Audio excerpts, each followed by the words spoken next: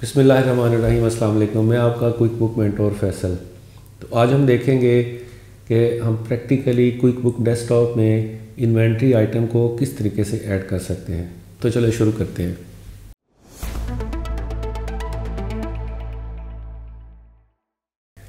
हमारे पास tab, file, edit, view और list में जाके आपने आइटम लिस्ट को क्लिक करना है। आइटम लिस्ट को क्लिक करेंगे तो यहाँ पर हम एक FBR 18% की आइटम पहले से बना चुके हैं। अब मैं ये चाह रहा हूँ कि हम एक आइटम बनाएं जिसको प्रैक्टिकली हम बाद में सेल आउट करेंगे। तो इन्वेंट्री आइटम हमने इस तरह की बनानी है कि जो हम रीसेल कर सकें। अब नीचे आएंगे, नीचे आपको आइटम का एक बटन नज़र आएगा। इसके छोटे से जो बटन है इसको क्लिक करें तो न्यू को क्लिक कर दें। यहाँ पर आप देखेंगे कि आपके सामने काफ़ी सारी डिफरेंट कैटेगरीज या टाइप नज़र आ रही हैं। इसमें हमने इन्वेंट्री पार्ट को क्लिक करना है। यूज़ फॉर गुड्स और products track as inventory and resale. तो ऐसी आइटम्स जिनको ख़रीद के आप बेच रहे हैं उसके लिए आपने इन्वेंट्री पार्ट को यूज़ करना है। उसका आप नाम रख दें।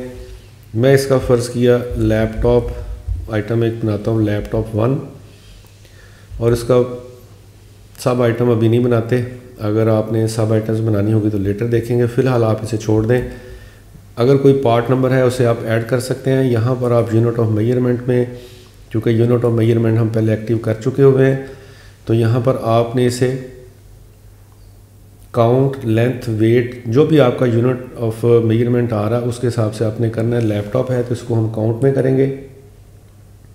नेक्स्ट किया और उसके बाद हमने इसे ईच कर दिया। पेयर, डज़न और अदर की ऑप्शंस भी हैं। इसको फिर आइटम का नाम रखने के बाद जो मोस्ट इम्पॉर्टेंट चीज़ है वो ये है कि आपने उसको 3 अकाउंट का रेफरेंस देना है। चार्ट ऑफ अकाउंट के अंदर या तो पहले से आप 3 अकाउंट खोल के आ जाएं, जिनमें एक आपने उसे सेल का अकाउंट देना है, एक उसे कॉस्ट ऑफ सेल का देना है और एक आपने उसे इन्वेंट्री का देना है। और अगर आपने चार्ट ऑफ अकाउंट में पहले से ये 3 आइटम्स नहीं खोली हुई, 3 अकाउंट नहीं खोले, तो आप यहाँ से आके भी डिफ़ाइन कर सकते हैं। कॉस्ट ऑफ गुड्स सोल्ड, आप यहाँ पे इसे न्यू करें। न्यू करने के बाद कॉस्ट ऑफ गुड्स सोल्ड में आप कह दें लैपटॉप COGS। तो अब लैपटॉप्स जितने भी आपके ख़रीदे जाएंगे वो इन्वेंट्री में तो लैपटॉप 1, लैपटॉप 2 और 3 की शक्ल में आपके सामने अलग अलग स्टॉक आ जाएगा। लेकिन अगर आप उन तमाम लैपटॉप्स को एक ही COGS में उसकी जो कॉस्ट है वो रेफ़र करना चाह रहे हैं तो आप लैपटॉप COGS लिखें, सेव एंड क्लोज़ कर दें। उसके बाद इसके ऊपर टैक्स आइटम है। अगर ये टैक्सेबल है तो आप इसे यहाँ पे टैक्स पे डिफ़ाइन कर सकते हैं। अगर ये नॉन टैक्सेबल आइटम है तो आप यहाँ पे नॉन पे भी डिफ़ाइन कर सकते हैं। मैं इसे टैक्सेबल पे ही रख रहा हूँ। अब मैंने इसको इनकम अकाउंट देना है।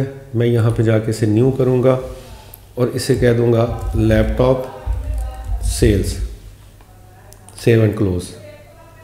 उसके साथ मुझे एक इन्वेंट्री का अकाउंट भी देना है। इन्वेंट्री अकाउंट देने के लिए मैं एसेट अकाउंट में गया और एसेट में जाके लैपटॉप्स इन्वेंट्री के नाम से एक अकाउंट बना दिया।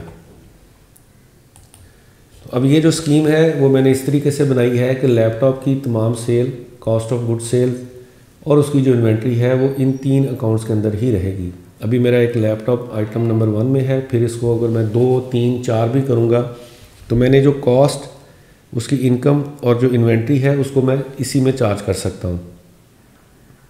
लेकिन अगर आप बहुत ज़्यादा निटी ग्रिटी में जाना चाहते हैं तो आप ईच लैपटॉप की सेल और उसकी जो COGS है और उसकी जो इन्वेंट्री उसको अलग से भी लिख सकते हैं। तो आज हमने देखा कि आइटम को किस तरीके से क्रिएट किया जाता है। Thank you very much ji.